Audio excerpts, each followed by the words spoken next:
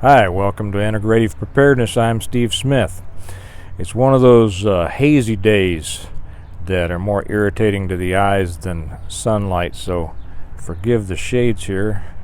I'll take them off if it improves. But anyway, I wanted to talk today about the state of vital services, critical services in a grid down or total collapse situation. I think a lot of people, we talk about this a lot, and it's a subject of a lot of books and things, and I've read a few, and some of them get it pretty close to right. We can kind of mind game it and war game it as to what would happen. I want to interject something here. I got a comment from a viewer, a subscriber, who complimented me on not dealing in fear and things like that. And I found that, first off, I wanted to thank you for that, because I try not to. It's certainly not my intent. I find that interesting because I pretty much do go to the big granddaddy of them all, the EMP, CME scenario. Simply because, as I teach people, if you're prepared for that, you're going to be prepared for everything else. If you prepare for, the collapse of the banking system or whatever, you may not be prepared for CME, but if you're prepared for CME, you're definitely prepared for that, or a job loss, or pretty much anything else that comes your way, because what you've done is you've established yourself according to the premise that we teach in integrative preparedness, and that is to separate yourself, to be able to operate and live well separate from a whole myriad of interdependent systems, critical systems, that are beyond your control.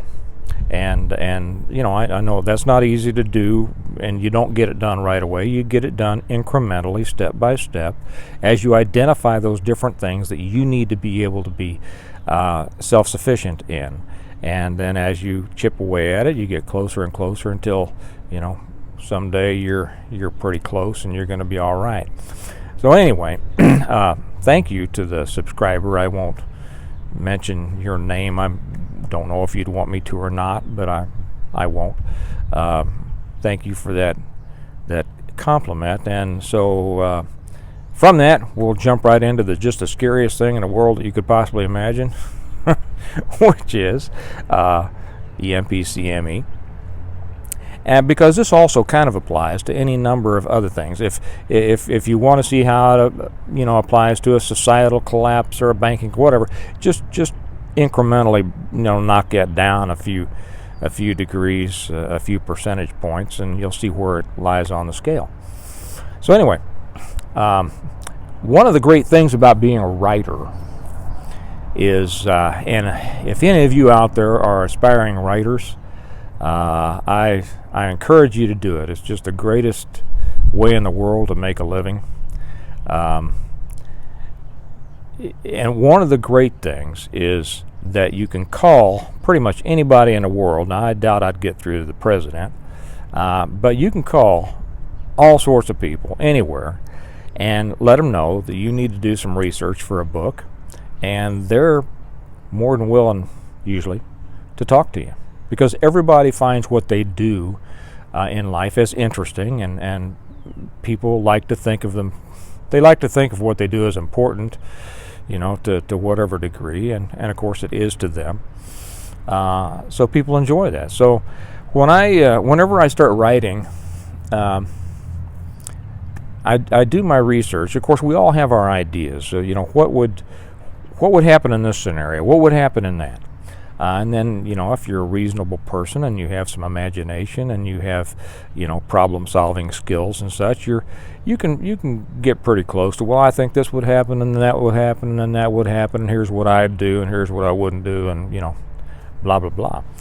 But the good thing is that as a writer, you can call people who are in these situations. And so when I got ready to start writing the Reversion, I went to some people that I knew, and I'm fortunate to know a lot of people in the healthcare industry, mainly hospitals, from administrators down through the gamut of the medical staff and nursing staff, and well, nursing is medical, doctors and nurses and security and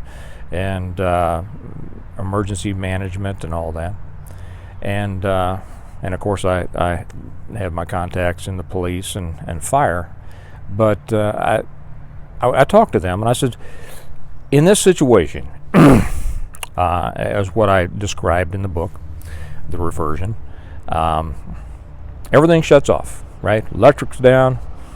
What's going on in that hospital? And what would you do? What would be your thought processes? What are the things that those of us from the outside may not think about?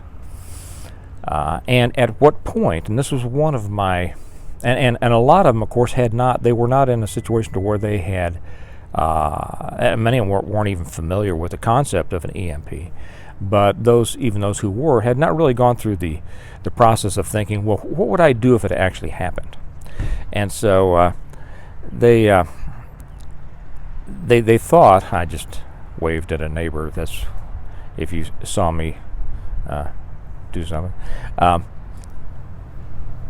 And so they hadn't given it a lot of thought. So they had to give it a thought. And then my biggest question to them was, at what point? Well, would you stay or would you go? And pretty much everybody would go, but at what point would you leave? Okay, here you are in a critical position in a hospital, and I went. It was at a major hospital, and this was a tough decision for a lot of them. So let's go through what would happen here for just a few minutes, because I write about this in the Reversion. Okay, everything shuts off. Oh, and I should say, the second half of this is how we're going to prepare. What do you want to do to minimize this effect on you? Okay, and it can be done. So first, what happens? Okay, grid's down, electric's down. All hospitals have emergency generators, but they're electronics dependent, so they're down. Okay, we have a big hospital, and just imagine, I mean, extrapolate this across the United States, how many huge hospitals there are. They're like small communities. They have everything from, the patients to the doctors, to the nurses, to the housekeeping staff, to the cafeteria workers, to the security, to engineering. Pretty much it's like a small little town within itself. So what's happening? Electrical's off. The emergency power is off because it's electronic dependent. So nothing there. First, you have, of course, mass confusion. Most people aren't going to know what's going on. Now, anybody who's on life support is either dead or soon will be.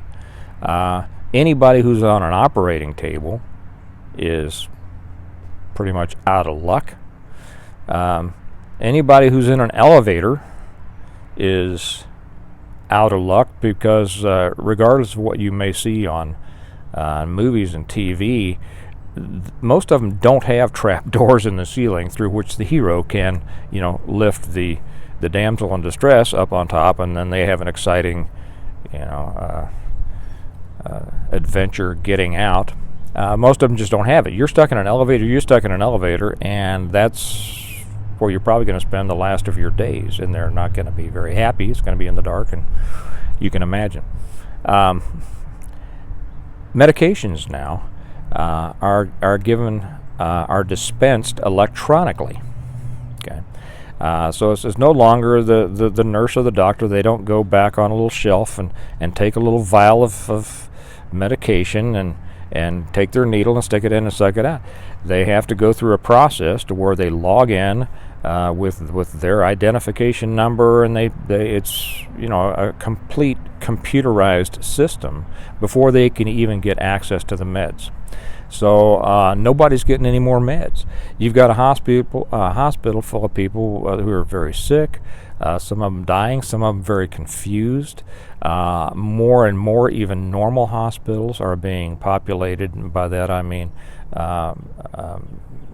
patient populations with psychiatric problems. So we have whatever food is in the hospital, that's all the food that's coming, and like grocery stores, hospitals don't keep a large excess of food on hand. So you have a large population in the hospital, most of whose cars, well, they may or may not run, we don't know. Visitors who may not either be able to get away from the hospital except on foot, or may choose not to get away from the hospital for any variety of reasons. On the patient side, of course, many of them simply won't be able to get away. They won't be ambulatory. On the visitor side, a lot of them will not want to leave loved ones who are not ambulatory. That's simply a fancy way of saying being able to walk, right, get around by themselves. Then on the medical staff side, you'll have people who, because of their dedication to their profession, will feel a tremendous responsibility to stay there as long as they can and care for those, and it's going to be a horrible decision for them to make. And then you get into the support situations like security, for instance. Security, well, you're going to have some big problems in hospitals. Just trying to contain, and I know that most hospitals don't have a very large security contingent to take care of that. Housekeeping, they're probably those are the custodial staff. I'm trying to go through the different staffs here. Engineering, the guys that keep the place running, facilities. They won't be able to do anything, and they'll get frustrated, and they'll feel like they ought to hang around for a little while, but they're not going to hang around very long because they have families to get to. The custodial staff have families they want to get to. Security is not going to hang around unless they don't have a family and feel that they ought to stay there, but most of them have families. They're going to, there will be a point, and it might not be as immediate as I write about it in my book, when I introduce a second main character, Christian Bell, and this is in the second chapter of the Reversion, and he's on a security staff at a big hospital, and it doesn't take him long at all to understand exactly what had happened. He is Jim Wyatt's nephew, so there's obviously been talk, communication, and understanding between the two of them concerning emergencies and preparedness. So he pretty much immediately understands what has happened, and I don't necessarily see how many hours it took in the book, but it's only going to be an hour or two before he makes a decision. There's nothing that he can do there, and by that I'm talking about the security staffs and most you can extrapolate this beyond hospitals and go to other critical buildings as well. Nothing I can do here.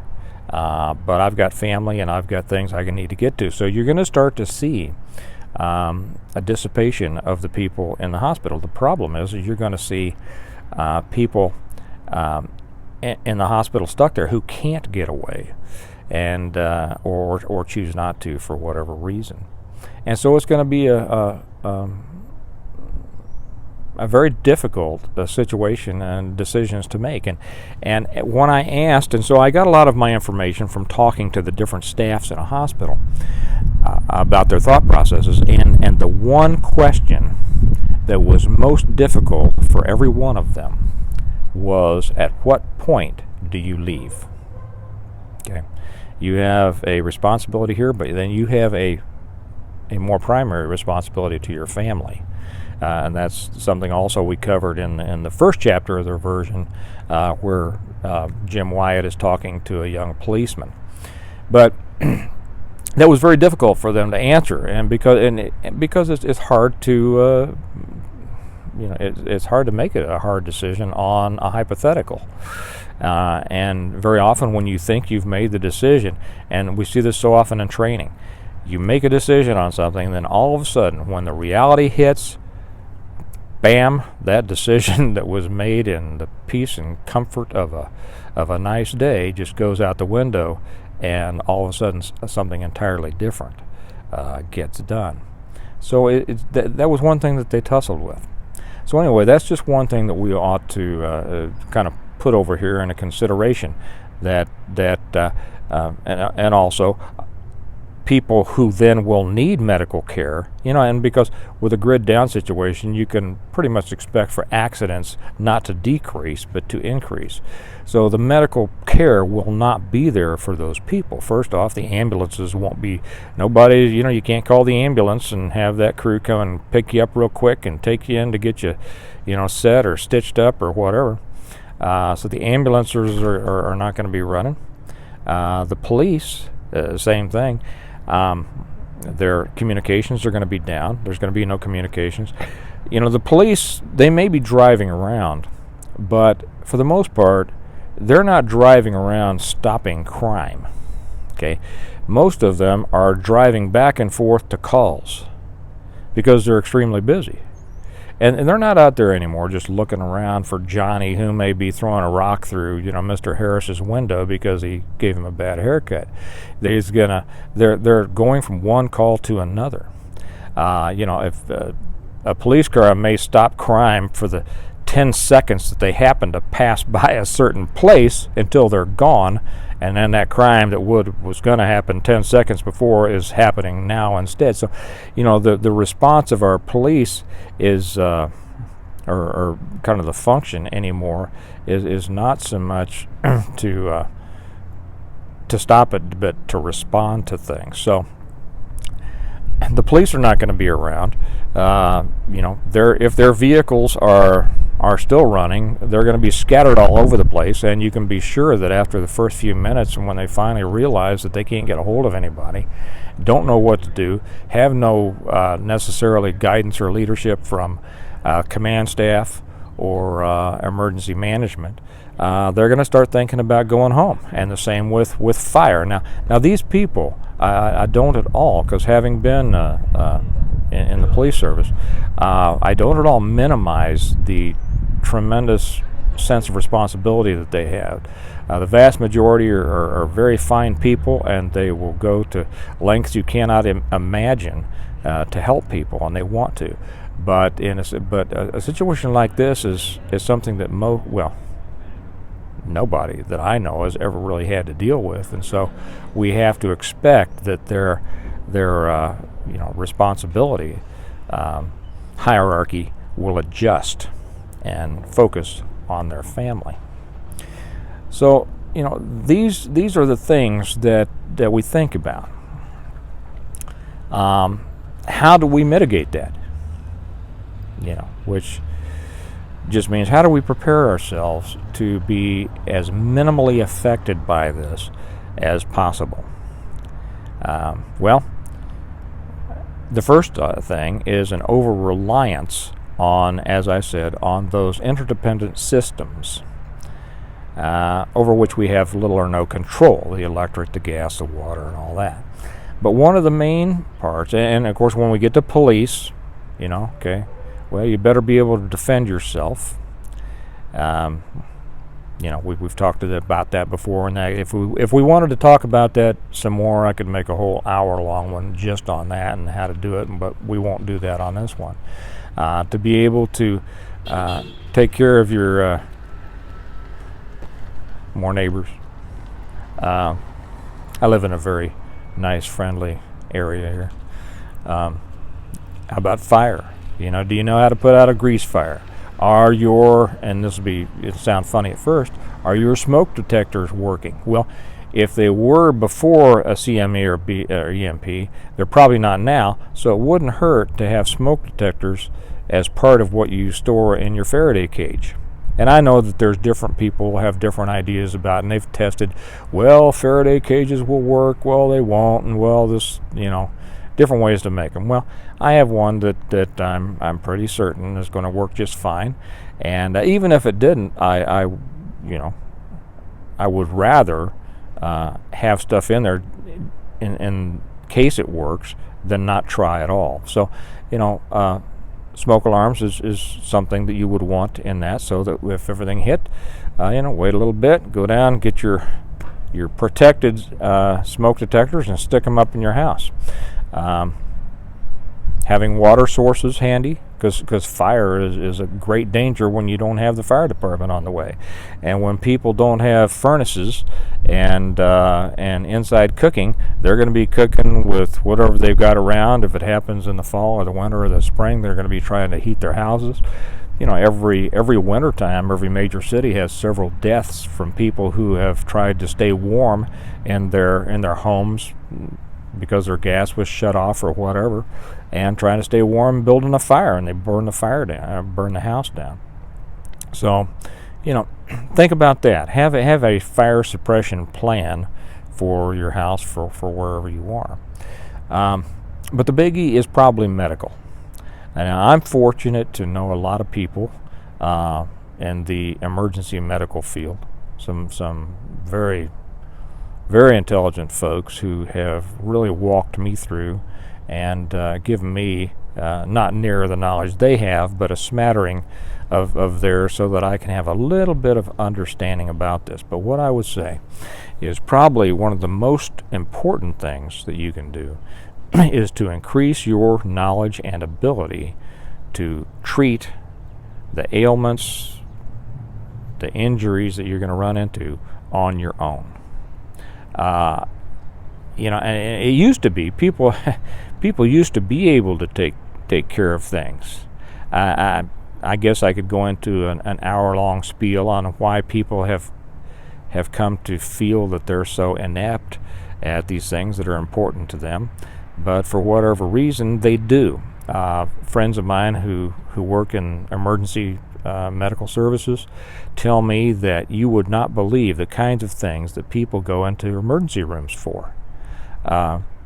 They'll wait in an ER waiting room for hours for a bonk on the head, a cut on a finger, a cold. It's amazing, So, that's what jams up a lot of our healthcare delivery system, probably. But a lot of those things could be handled at home. Even broken bones. I know when I was a kid, my dad got tired of me going to the ER all the time because I was always breaking stuff. Boys do that. You fall, whatever. And so he told my mom one time, he said, "No more ERs. That's, we can fix this stuff." I was playing football one time. I think I was about, 10, 11, 12.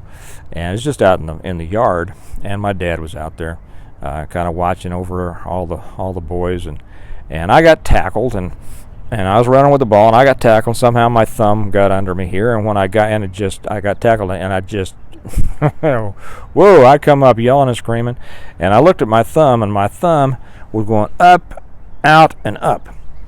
And I looked at that thing, and I that just freaked me out even more, and I said, So my dad came over, and he looked at it, and he went, "There you go." And, that's how they used to fix things. And, a lot of us have, some crooked fingers here and there, but it's not like it killed us. Well, my mom got home later and found out that what had happened, and of course she wanted to rush me right to the ER, and she did, and we went over there, and all the doctor did is look at my thumb and put a splint on it, and he went like that, and he said, "Well, yeah, it looks like your dad got it back in place okay." And he put a splint and taped it. He says, "Okay, don't take it off for 6 weeks." Now, we didn't need a doctor to do that, right?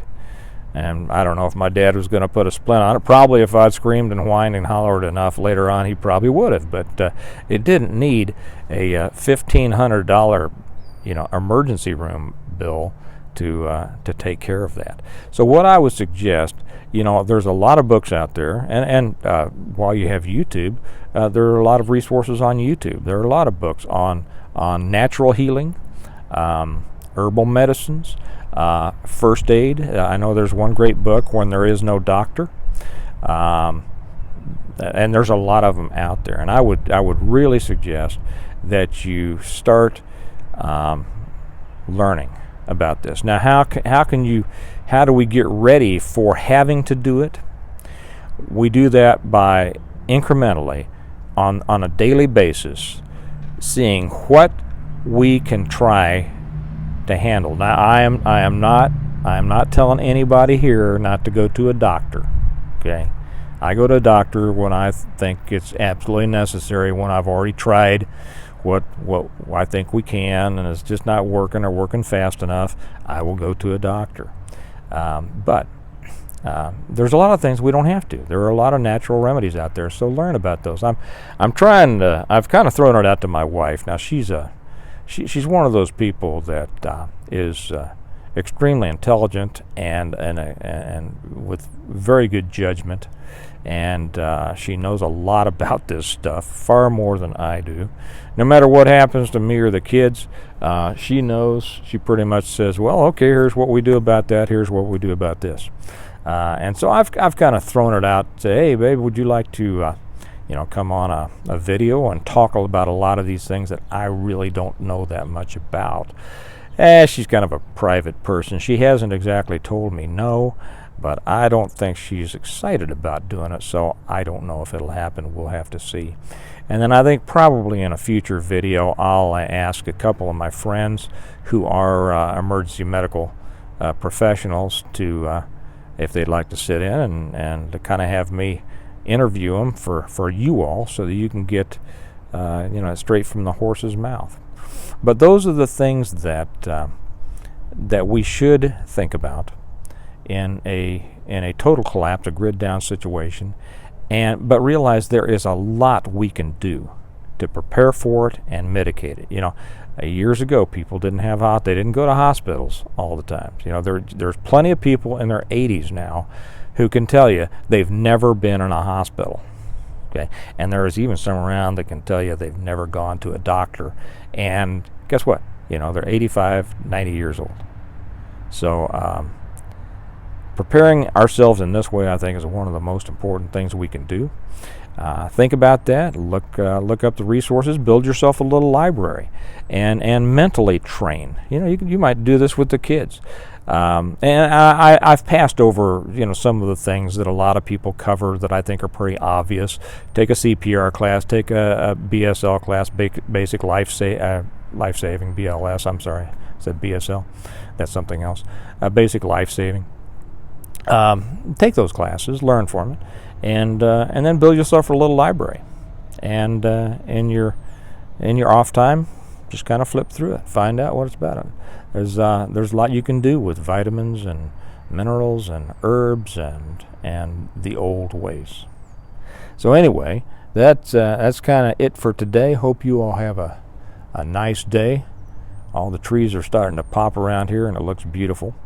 So I'm going to bring it to an end on that, and just remind you that we prepare well today in order to live well tomorrow.